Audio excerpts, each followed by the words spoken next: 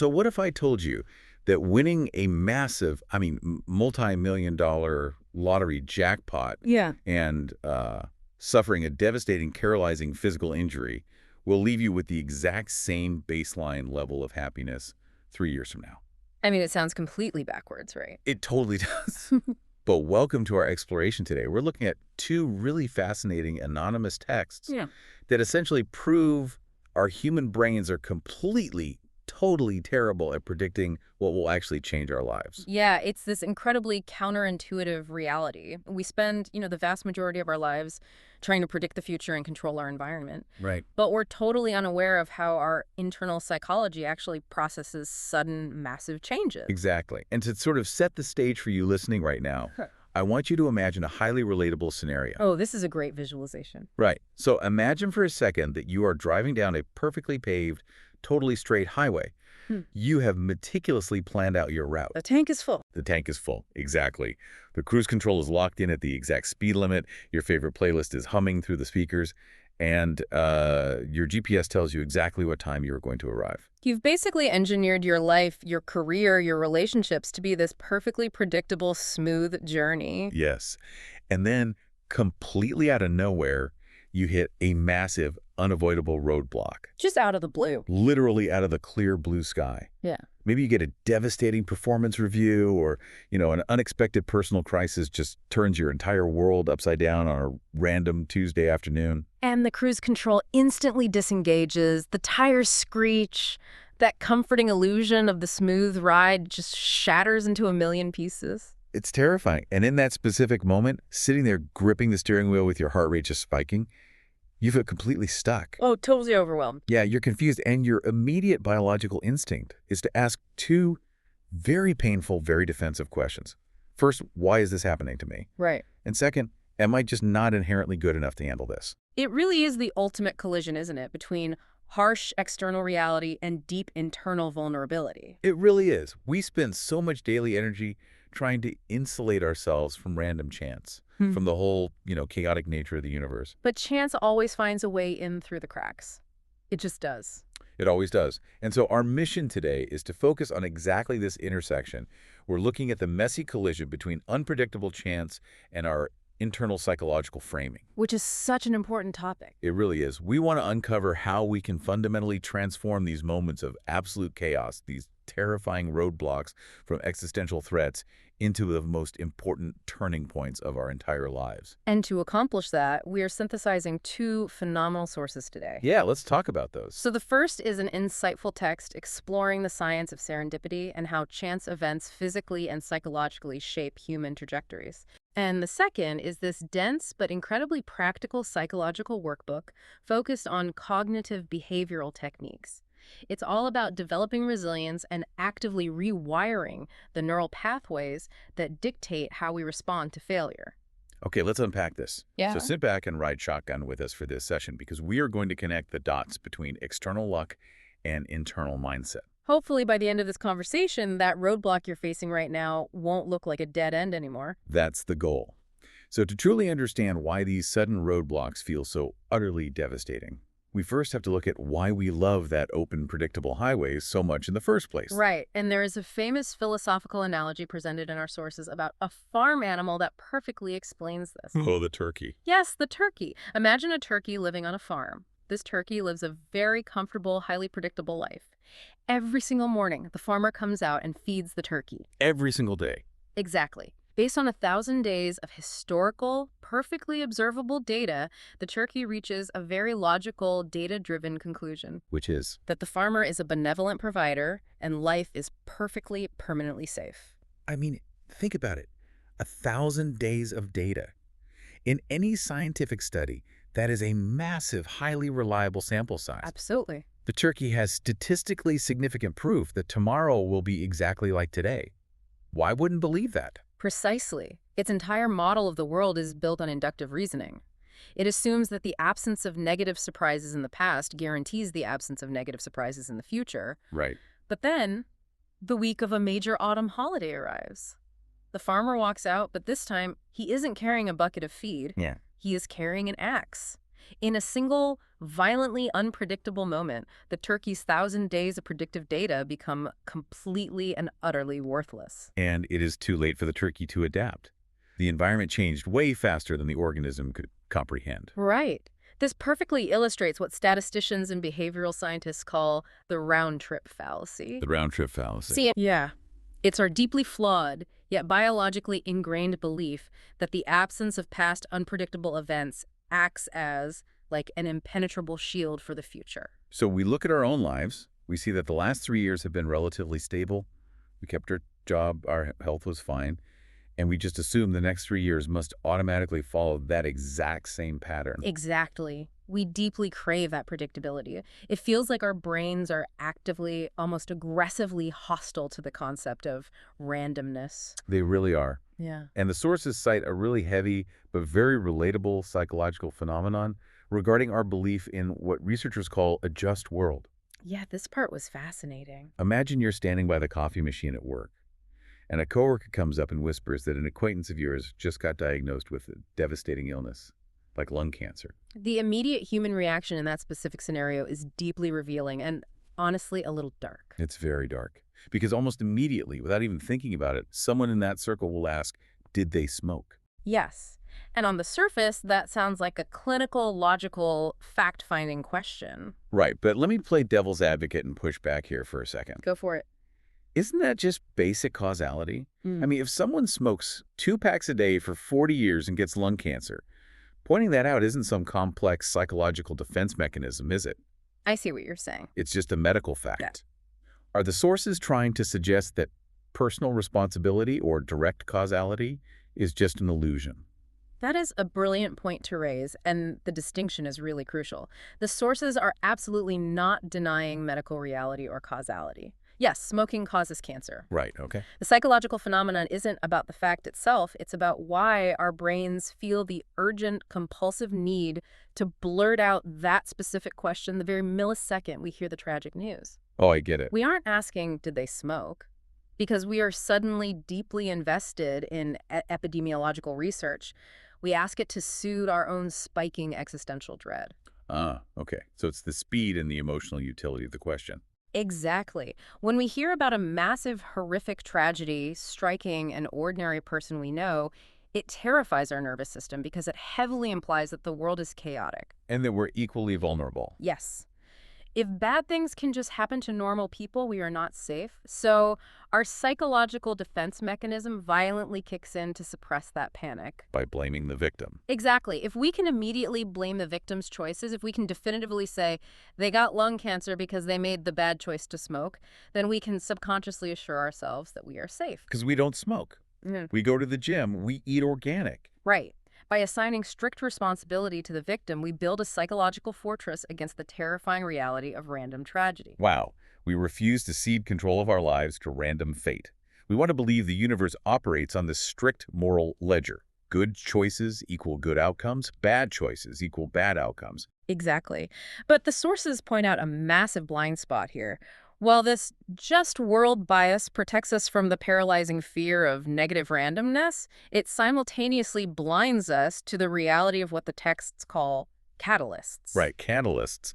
A catalyst is defined here as a random, entirely unpredictable moment that irrevocably alters your life's trajectory. Just completely shifts everything. Yeah, it's an event that you could not possibly have scheduled in your calendar. Yeah. You couldn't have placed it on a vision board, yet it changes the entire geometry of everything that comes after it. And catalysts are rarely the things we think they are going to be. No, they aren't. Right. There's a highly specific, incredible anecdote in the sources that perfectly illustrates how a catalyst actually operates in the wild. Oh, the story about the young professional. Yes.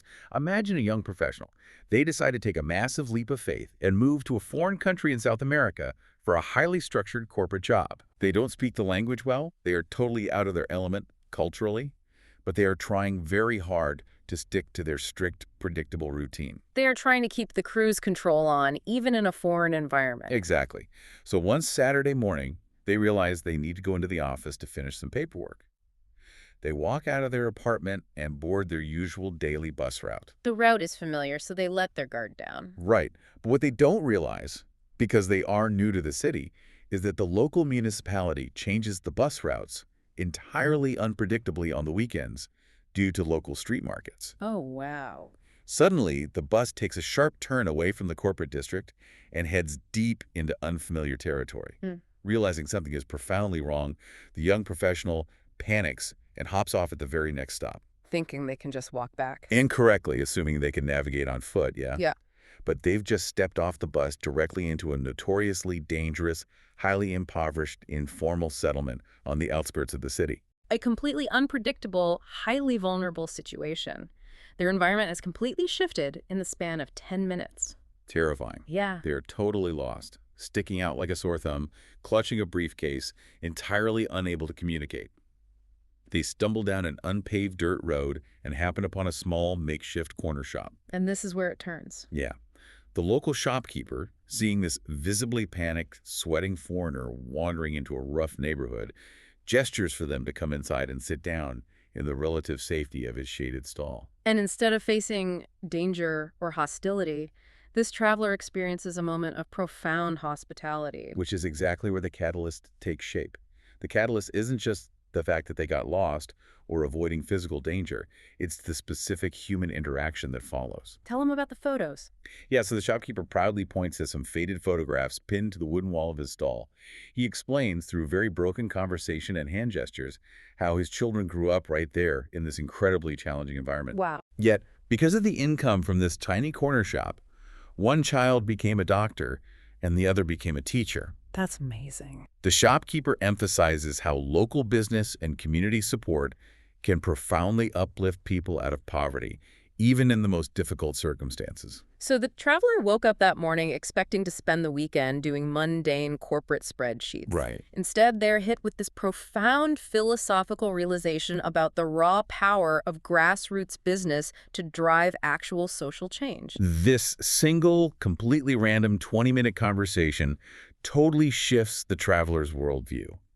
The sources detail how they eventually leave their lucrative corporate path entirely and pivot their career towards social enterprise. That is a textbook catalyst. It really is. But hold on, I have to ask the obvious question here. How do we know which events are going to be the catalysts? Well, Because if I drop my car keys in the parking lot, Tahar, and it delays me by 10 seconds, is that a catalyst? It feels like trying to predict which exact domino in a massive million-piece setup is going to knock over the rest of the pattern. that is the beautiful, entirely frustrating truth about catalysts. They are inherently unpredictable. We cannot proactively label them. Yeah. And more importantly, our human intuition about what actually constitutes a life-changing event is almost always mathematically wrong. The texts provide a fascinating memory study to conclusively prove this. Oh, the living in history study. I Yeah. absolutely loved the mechanics of this research. It is a brilliantly designed piece of cognitive research. Mm-hmm. Researchers went into an Eastern European city that had recently endured a devastating years-long war. We are talking about a horrific, historic military siege. Okay. They sat down with regular citizens who had survived it and gave them blank note cards with entirely mundane, everyday words printed on them, like automobile, Right. chair, street, Yeah. shoe. Those normal words. Exactly. They asked the participants to write down a specific personal memory associated with each word and then place that memory on a chronological timeline of their lives. Now, common sense would dictate that the memories would be entirely disconnected from the war. What does a random wooden chair or a pair of shoes have to do with a military siege? You would think so, but naturally, because the war was so chronically all-encompassing, the participants linked almost all of these mundane memories directly to the historical tragedy. Oh, really? Yeah. A prompt about a street led a woman to recall a vivid memory of losing a highly sentimental hairpin on a specific street during the height of the war. Her entire personal timeline was anchored by this massive external geopolitical event. The researchers designated this the living in history effect, Right. which makes perfect biological sense. If you live through a multi-year war, your survival instincts are perpetually activated. It dictates where you go, what you eat. Everything is filtered through that lens. Exactly. Trauma encoding relies heavily on the disruption of daily physical routines. But here is where the study takes a massive twist. Oh, this part blew my mind. Right. The researchers then conducted the exact same methodology in a major North American metropolis, just a few years after a catastrophic generation-defining historical tragedy had occurred right in the physical heart of that specific city. A massive single-day event of horrific destruction. Exactly. They expected the exact same psychological result. They fully expected the local citizens to anchor their memories of automobiles and streets to that infamous day of tragedy. And what happened? No one did. Wow. Statistically, not a single participant organically linked their everyday, mundane word prompts to that massive historical event. That is wild. It goes completely against our basic assumptions about trauma and historical significance. It forces us to realize the profound difference between a historical tragedy and a personal catalyst. Let's explain why the brain does this. Yeah, please do. The North American tragedy, while globally significant and emotionally devastating, was a discrete event that did not fundamentally alter the ongoing daily physical survival routines of the majority of the city's inhabitants. So they still went to the same grocery store, took the same subway line, sat in the same office chairs. Because their physical routine remained intact, their hippocampus, the part of the brain responsible for spatial memory and timeline encoding, didn't need to anchor all mundane objects to the event. That makes so much sense. It forces us to accept that we cannot accurately predict what will actually change the daily texture of our lives. We assume life-changing events will be loud, obvious, and on the front page of the newspaper. Right. But sometimes a massive geopolitical tragedy doesn't actually alter your personal trajectory. Meanwhile, wandering into a hotel gift shop on a random Tuesday because it's raining and buying a tube of lip balm might lead to a random conversation with a stranger in the checkout line. Which leads to a coffee date. Which leads to a marriage, which leads to the birth of a completely new human being. The $2 lip balm is the catalyst, not the geopolitical event that made the history books. Exactly. We are completely, entirely blind to the actual dominoes that dictate our path. So if we're getting hit by these random, totally unpredictable dominoes all the time, how do we process them? Well, that's the big question. Because clearly, some people get hit by a catalyst and they adapt and thrive, and other people get hit by an unexpected disruption and they completely structurally fall apart. To answer that, we have to transition to a foundational scientific concept discussed deeply in the text, derived from thermodynamics. Humans are open systems. Open systems. If you think about basic physics or biology, a closed system is sealed off, nothing enters, nothing leaves. But an open system is highly porous. It is constantly interacting with its surrounding environment. It takes in heat, light, kinetic energy, and raw information. Like a plant taking in sunlight for photosynthesis, or a human eating food and reading the morning news. Precisely. We are constantly absorbing energy and surprises from our environment. Now, the laws of thermodynamics state that when an open system gets hit by a massive influx of new energy, a powerful catalyst, like getting fired or getting married, the system gets overwhelmed. It has too much energy. It literally cannot remain in its current state without breaking down. It is forced by the laws of nature to reorganize itself to accommodate the new energy. But how that human system reorganizes depends entirely on its internal programming. It depends on our mindset. Yes. And this is where the psychological workbook source comes into play, introducing us to two very distinct, deeply ingrained frameworks for how we process the world. Let's talk about the first one. The first framework is the fixed mindset. In a fixed mindset, you believe that your core abilities, your intelligence, and your inherent talents are entirely static traits. They are carved in stone at birth. You either have the natural genetic talent for advanced math or you don't. Exactly. You are either born a charismatic natural leader or you are destined to be a follower. It is a fundamentally binary worldview. You are dealing with a finite, unchangeable amount of raw human material. And the sources point out a fascinating psychological trap here. When you hold a fixed mindset, putting yourself under the pressure or facing a new challenge is absolutely terrifying. Because the stakes are so high. Because in a fixed mindset, any challenge, any requirement for sustained effort, or any mistake you make is an existential threat to your identity. Right. Because if you have to try really hard at something, the fixed mindset internal monologue whispers, see? If you were actually naturally smart, this would be effortless. The fact that you are sweating and struggling proves you lack inherent talent. Exactly. If you make a mistake, it doesn't mean you did something wrong. It proves you are a failure. It turns every single day, every single interaction into a high-stakes evaluation of your core self-worth. You're constantly scanning the room, asking, do I look smart? Am I measuring up? It's exhausting. And neurologically, your brain processes this threat to your ego the exact same way it processes a physical threat to your life. The amygdala fires, cortisol floods your system. There is a very relatable scenario in the text that brings this to life. Imagine a young legal assistant who has just started a new job at a highly prestigious law firm. She is desperately trying to prove she inherently belongs there. She works late on a major multi-page brief, sends it off to the senior partner, and then immediately realizes she made a highly noticeable formatting error on the executive summary. A completely normal, entirely human administrative mistake. Right. But in a fixed mindset, this isn't a typo. It is a full-blown catastrophe. She views this error as undeniable, public proof that she is a complete imposter. Oh, man. Instead of immediately marching into the partner's office and addressing it, our biological instinct is to hide the mistake. Yeah. She might blame a software glitch. Or just quit. Yeah, she might even seriously consider quitting the job entirely that week just to avoid the agonizing embarrassment of being exposed as incompetent.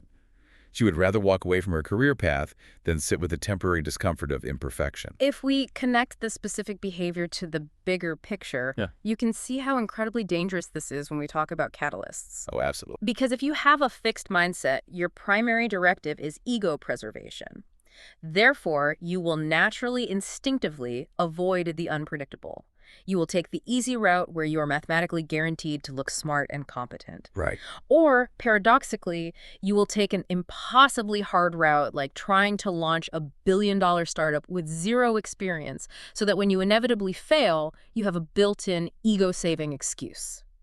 Oh, no one could have pulled that off. Wow. That's so true. What you are actively doing day by day is engineering serendipity out of your life. You are building massive psychological walls to stay safe, which means you aggressively block all the potentially wonderful catalysts from ever reaching you. Okay, so a fixed mindset makes you hide from failure and challenge. I completely get that. But let me push back on this premise. Sure. I'm thinking about people who don't fail. Yeah. What about the people who get ridiculously lucky? If I have a fixed mindset, but I win the lottery tomorrow, my fixed mindset is incredibly validated. Oh, that's right. That's what you would think. I mean, I am a genius. Life is great. I am inherently chosen by the universe. Does a fixed mindset ruin good luck too? It absolutely biologically ruins it. Really? Yeah. The text cites a very famous, entirely counterintuitive psychological study regarding what is known in neuroscience as the hedonic treadmill. Cool. Researchers conducted a long-term study comparing the baseline happiness levels of people who had just won massive life-changing lottery jackpots with people who had suffered severe, paralyzing physical accidents. Now, anyone asked to predict the outcome would assume the lottery winners are ecstatic forever, living on a cloud. That's right. And the accident victims are permanently devastated and clinically depressed. That is the universal assumption. But the empirical data told a completely different story. The study found that surprisingly, after about a year or two, both groups eventually returned to their exact previous baseline level of happiness. Wait, really? Yes. The massive influx of millions of dollars didn't fundamentally alter the lottery winners' long-term joy. In fact, and this is the crazy part, the lottery winners actually started to enjoy everyday, mundane pleasures less than they did before winning the money. Wow. Winning the lottery physically ruined the enjoyment of, like, breakfast. Yeah. How is that biologically possible? We have to look at the neurobiology of reward. It comes down to dopamine baselines and what neuroscientists call reward prediction error. Okay. When you win the lottery, an unnatural massive tsunami of dopamine floods your system. The human brain, however, is obsessed with homeostasis. It wants balance. It wants to level out. So when it gets flooded with this unprecedented level of reward chemicals, it actively downregulates. It physically prunes away dopamine receptors so it doesn't short circuit. Oh, wow. Because you now have fewer receptors, a normal stimulus like a nice cup of coffee or a sunny morning literally doesn't register anymore. The biological volume is turned down. So their capacity for joy is chemically blunted. Essentially, yes. Because deep, sustainable happiness isn't just about the absence of financial struggle or the presence of intense luxury. Right. Without a mindset geared toward continued intentional growth, deep purpose and the pursuit of mastery, even a massive influx of positive energy, like millions of dollars, just leaves the human system aimless. It has nowhere to go. Exactly. The energy has nowhere productive to go, so it dissipates into chronic boredom or destructive behaviors. Yeah. If your mindset is fixed, good luck just accelerates your stagnation. Which is a perfect, seamless pivot to the solution. If the fixed mindset is the trap that ruins both failure and success, the growth mindset is the escape hatch. Yes, absolutely. I love how the sources frame the neurobiology of this. The growth mindset is the fundamental belief that your core abilities, your intellect, and your talents are not carved in stone. They are muscles. They are malleable. They can be actively developed through sustained effort, good strategies, and seeking out harsh feedback. It is a complete paradigm shift, backed by the science of neuroplasticity. We now know that every time you struggle to learn a new concept, neurons in your brain fire. And when they fire together frequently. The brain wraps those neural pathways in a fatty substance called myelin, which acts like insulation on a wire, making the signal travel faster and more efficiently. Effort is literally building physical infrastructure in your brain. So in this framework, effort is no longer a humiliating proof of incompetence. Effort is the required biological mechanism for mastery. It is the only way you upgrade the hardware. Beautifully put. And mistakes. They are no longer indictments of your character. They are just highly valuable, completely neutral data points that show you exactly what you need to adjust for your next attempt. To show just how incredibly powerful this shift is, the sources share an awe-inspiring historical story of overcoming a devastating negative catalyst. Oh, yes. This was a brilliant example. There was a young, exceptionally brilliant university student. He was studying theoretical physics at a top-tier institution. But honestly, by his own admission, he was known as a bit of a slacker. Yeah, he coasted easily on his natural intellect, spent most of his time going to parties, and didn't apply himself deeply to the mathematics. Then, at the age of 21, random chance struck with horrifying precision. He was diagnosed with a severe, highly progressive motor neuron disease. A terminal diagnosis. His doctors gave him roughly 2 years to live. The ultimate devastating roadblock, an influx of negative energy that would shatter almost any open system into pieces. Exactly. And understandably, for a significant period, he sank into a deep, paralyzing depression. He was mourning the loss of his predicted future. But eventually, he reorganized his system. He didn't just accept defeat and wait for the end. No. He fully embraced the intense struggle of his new reality. He adopted a profound growth mindset that allowed him to focus intensely on his physics work in a way he never, ever had before his diagnosis. Wow. Because his physical world was rapidly shrinking, he was eventually confined to a chair and lost the ability to speak. His mental world expanded exponentially to compensate. It's incredible. He went on to survive for decades beyond his prognosis and completely, fundamentally revolutionized humanity's understanding of the universe, time, black holes, and space. He took the most tragic, insurmountable catalyst imaginable and, by running it through the operating system of a growth mindset, allowed it to forge an unparalleled level of focus and contribution. He didn't just survive the wave. He used its raw kinetic energy. Exactly. But the texts point out that the growth mindset is equally, crucially necessary when dealing with positive catalysts or strokes of massive luck. Right, because as we saw with the lottery winners, luck isn't enough on its own, it's just a spark. Precisely. The sources offer a brilliant counterstory about a young woman to illustrate this. Her entire identity, her whole sense of self-worth for childhood, was tied to being a highly competitive professional dancer. Okay. She had moved across the world, leaving her family, living in a tiny windowless apartment to train relentlessly.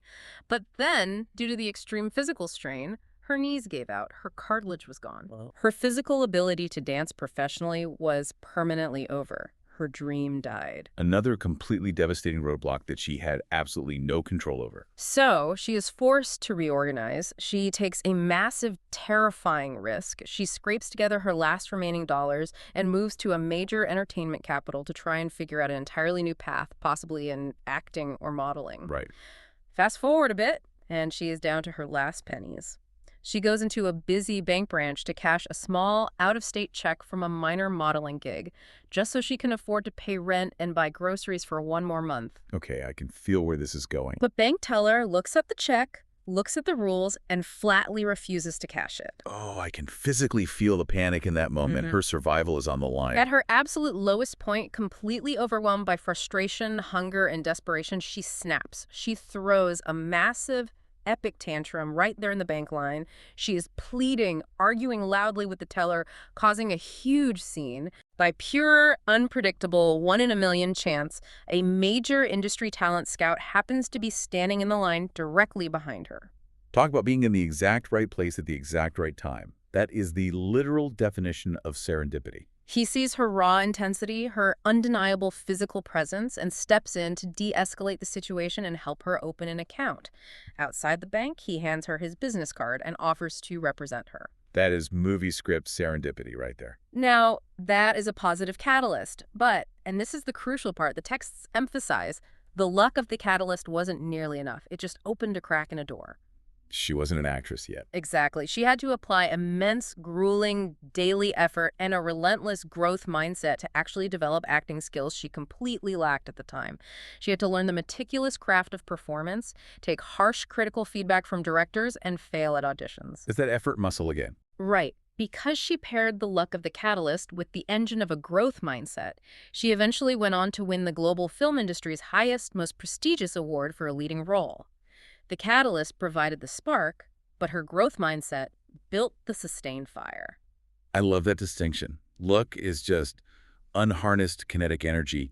Without the engine of effort, it dissipates uselessly. Absolutely. And if anyone listening right now thinks, well, that is a great, inspiring story for brilliant physicists and globally famous Oscar-winning actors, but I am just a normal person with a normal brain, the sources bring up an incredible biological experiment that proves adaptability is literally hardwired into nature at the most basic level.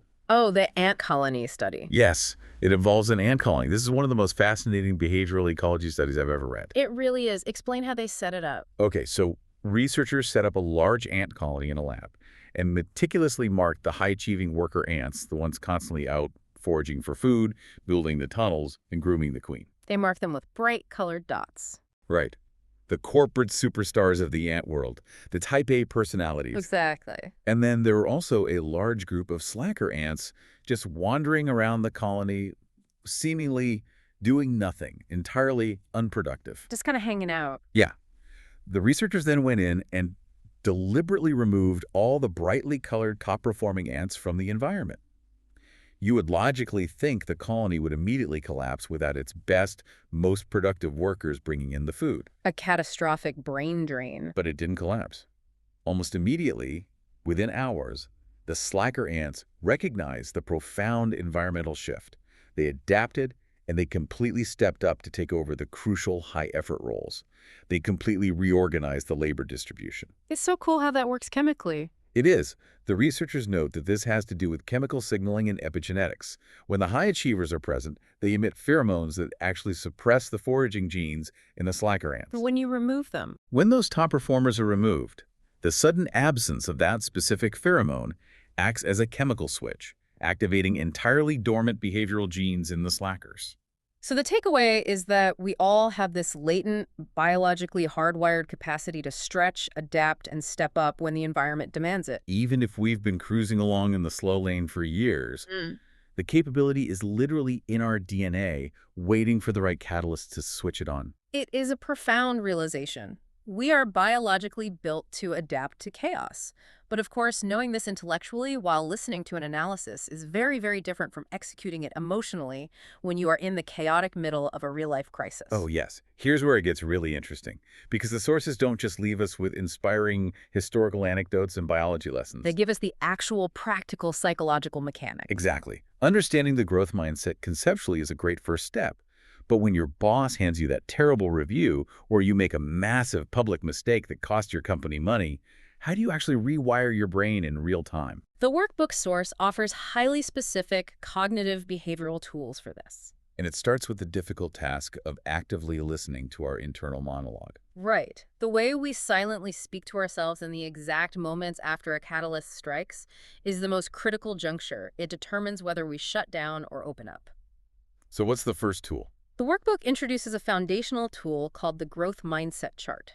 It's designed to catch highly destructive, fixed mindset patterns before they can neurologically spiral out of control. Give me an example of how that works in practical reality. Let's go back to that legal assistant with the formatting error. Okay, let's say you are tasked with creating a highly complex financial spreadsheet and you keep messing up the macro formatting. The program keeps crashing. Okay.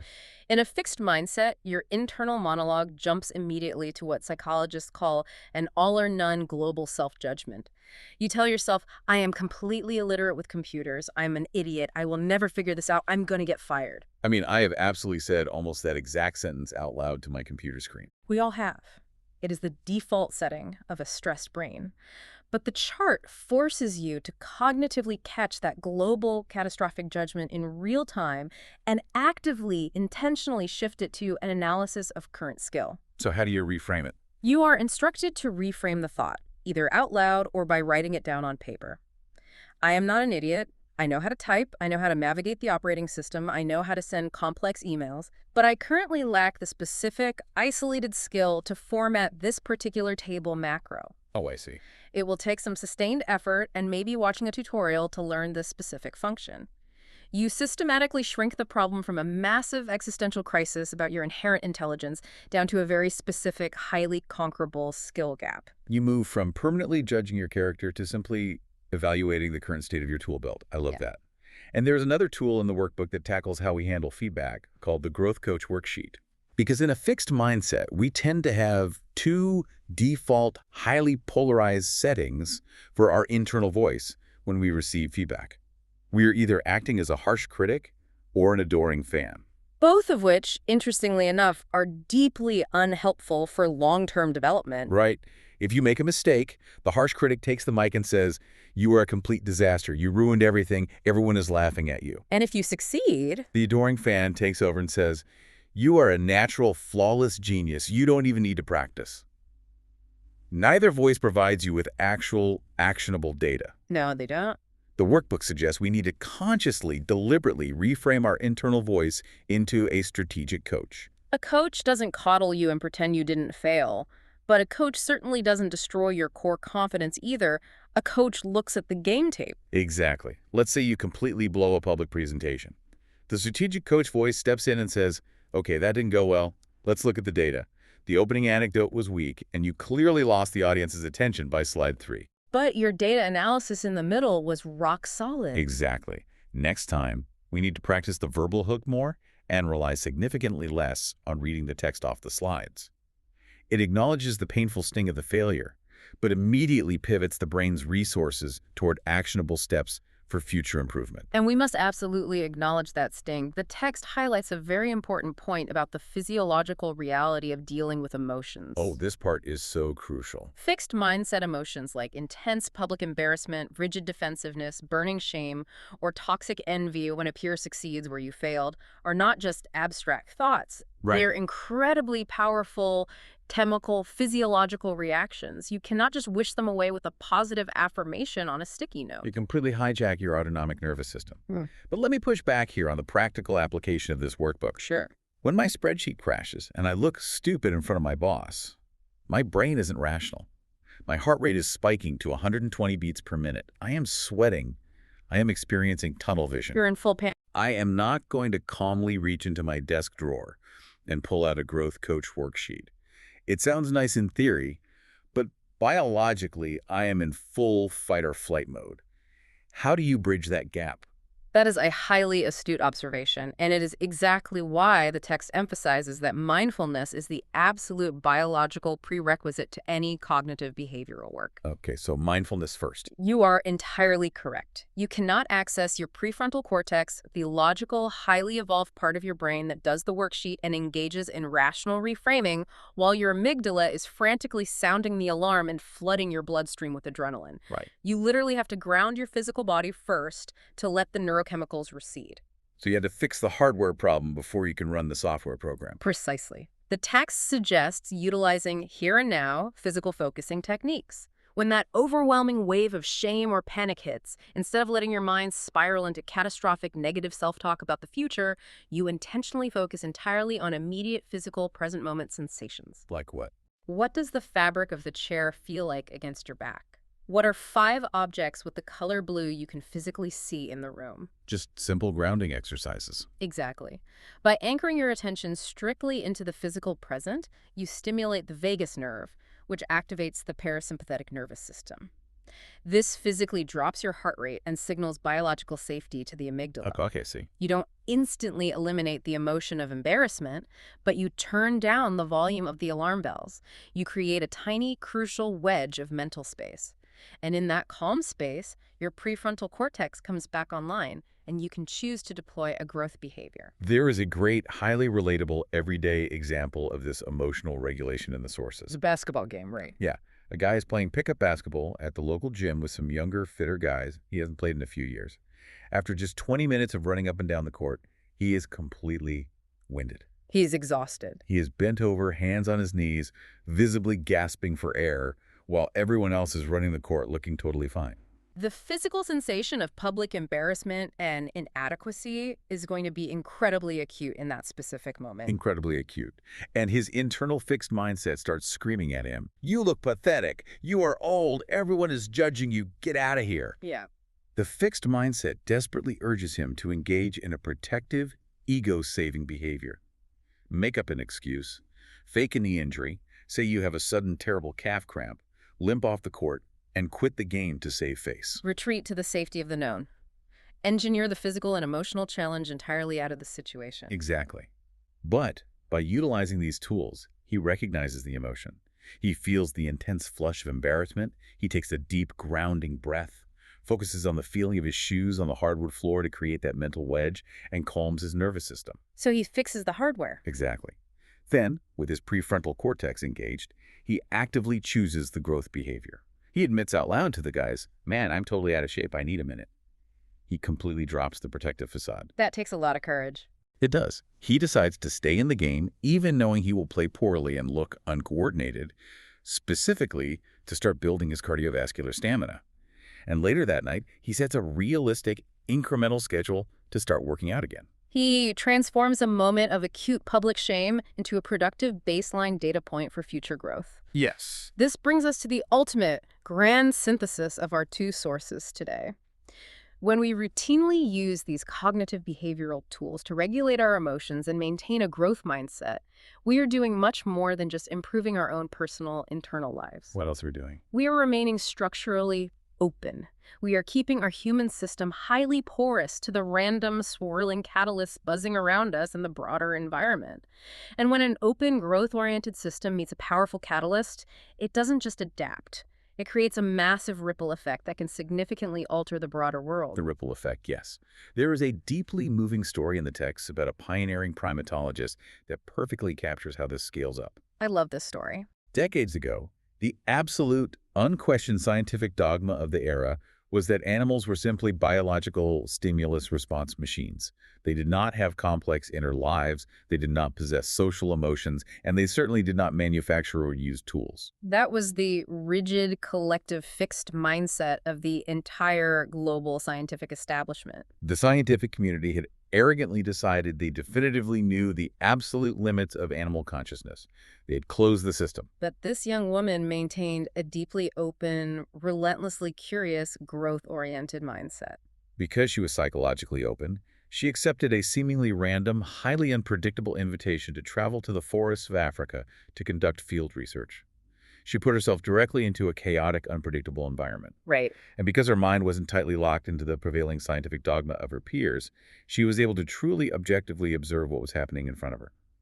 One day, she quietly watched a chimpanzee intentionally strip the leaves off a twig and deliberately use it to fish for termites in a mound. A monumental, paradigm-shattering observation. Because she was open to seeing what her highly educated peers fundamentally refused to see, she recorded the observation, published the data, and forever, irrevocably altered humanity's understanding of our own evolutionary history. Her individual psychological openness rippled out to literally rewrite the biology textbooks for generations. It's amazing. But the text is careful to point out that the ripple effect isn't just reserved for paradigm-shifting historical scientific discoveries. It happens constantly in our everyday, mundane serendipity. Like the hitchhiking story. Yeah. The text shares a much lighter but incredibly relatable anecdote about an individual who consciously, deliberately decided to embrace unpredictability as an experiment. He and a friend went on a multi-week long-distance hitchhiking trip across the country. Which, if you think about it, is the ultimate physical exercise in giving up total control. You have absolutely no idea who is going to pull over to pick you up, what route they will take, or where exactly you'll end up sleeping that night. Precisely, they entirely relinquished the steering wheel of the predictable highway. Because they opened themselves up completely to the random, unscripted kindness of strangers, a beautiful chain reaction occurred. Tell us what happened. A driver pulled over and picked them up. During the long drive, they shared deep personal stories and built a surprisingly quick, genuine human connection.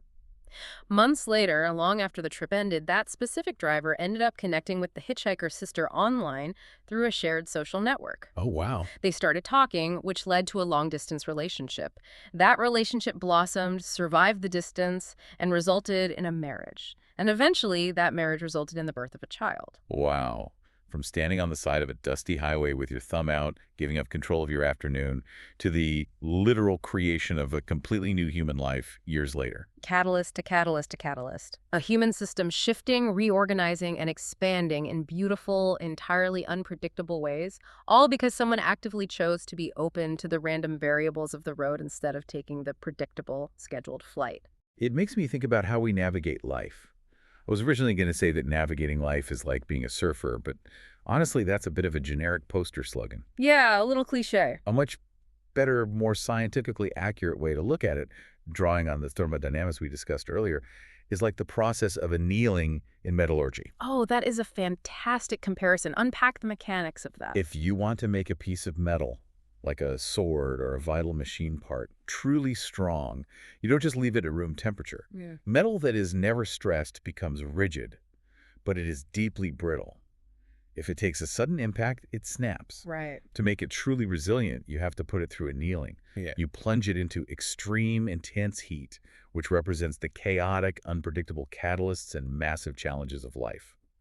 The heat fundamentally disrupts the internal crystalline structure of the metal. It makes it chaotic. Okay. But then, you don't just drop it in ice water.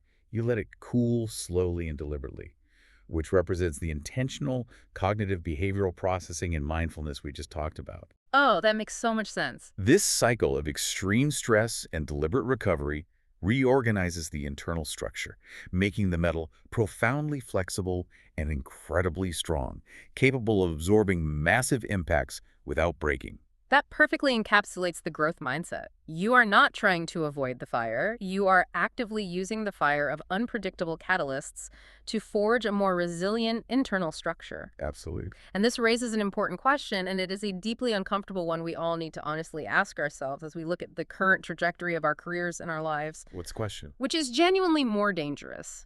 Making a humiliating mistake on a brand new venture that violently forces you to confront your limitations and go through the feat of annealing, or succeeding so effortlessly and smoothly at your current, perfectly safe routine that you never actually stretch your capabilities, remaining brittle until a random impact eventually shatters you. Oof. The hidden, silent danger of comfortable stagnation. Exactly. If you are succeeding effortlessly every single day, you are not actually growing. You are just the turkey on day 999, completely unaware of the X. Wow. Okay, we have covered a truly massive amount of intellectual and psychological ground in our exploration today. Let's trace the arc of the journey we've been on. Let's do it. We started with that terrible, paralyzing feeling of sitting in the car, having hit a massive, painful roadblock, feeling totally confused and overwhelmed by an unexpected crisis or a public failure. Right. But through the analytical lens of these materials, we have seen that these random disruptions are not moral punishments from the universe. They aren't indictments of our inherent worth or genetic capability. They are simply the required raw kinetic energy inputs for our personal evolution. They are the friction that creates the vital spark. A system cannot reorganize without an influx of energy. Yes. By actively equipping ourselves with the cognitive tools of a growth mindset, by learning the biology of our emotions, by using mindfulness to calm our amygdala, by learning to strictly coach ourselves through failure and quiet our catastrophic internal critic, we fundamentally change our entire relationship with the unpredictable universe. You really do. We permanently stop being terrified victims of random chance, cowering behind the walls of a fixed mindset, and we become the active, highly engaged architects of our own serendipity. We learn to use the fire. As we wrap up this incredibly deep session, I want you to consider one final, broader reflection that builds organically on everything we've just discussed. Let's hear it. Look closely at the physical and digital world we live in today. Our entire modern technological society is meticulously, aggressively engineered to optimize for absolute frictionless predictability. Oh, completely. We have highly complex algorithms dictating what movies we watch, what articles we read, and what music we listen to, mathematically ensuring we only ever see things we already agree with or safely enjoy. Yeah. We have ubiquitous apps that deliver our groceries and our hot dinners directly to our doorstep, so we never actually have to wander into a new neighborhood, get lost on a new bus route, or randomly stumble into an unfamiliar restaurant and talk to a stranger. We are actively building the ultimate, inescapable cruise control society. We are trying to engineer all the friction out of the human experience. We absolutely are. But if our greatest leaps in human potential, our most profound personal transformations, and our deepest, most beautiful serendipitous moments actually come from the messy, highly uncomfortable collision of random catalysts and the sustained struggle of a growth mindset? Are we accidentally engineering the serendipity and the growth right out of our own lives by making everything too predictably comfortable? Wow. By aggressively avoiding all the friction, are we completely avoiding the spark? That is something profound to chew on the very next time you pull out your phone and open a delivery app, just to avoid a minor inconvenience. Thank you so much for joining us on this custom-tailored exploration today. We genuinely hope you take these cognitive tools, get off the perfectly paved, completely predictable highway, and go out and actively, bravely embrace the unexpected twists and massive roadblocks in your own life today. Embrace the chaos. Exactly. And remember, the next time that cruise control suddenly disengages and you hit a terrifying bump, don't ask why it's randomly happening to you. Ask what incredibly resilient structure you're going to build from it.